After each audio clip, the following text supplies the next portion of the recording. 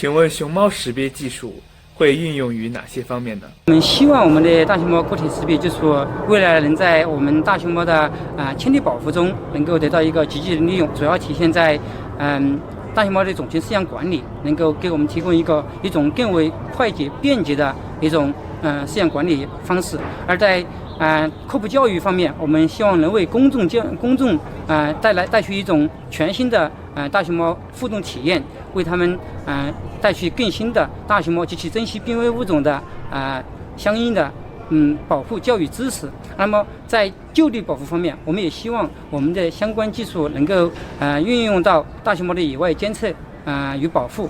为大熊猫野外种群调查与监测以及保护提供一定的技术支持。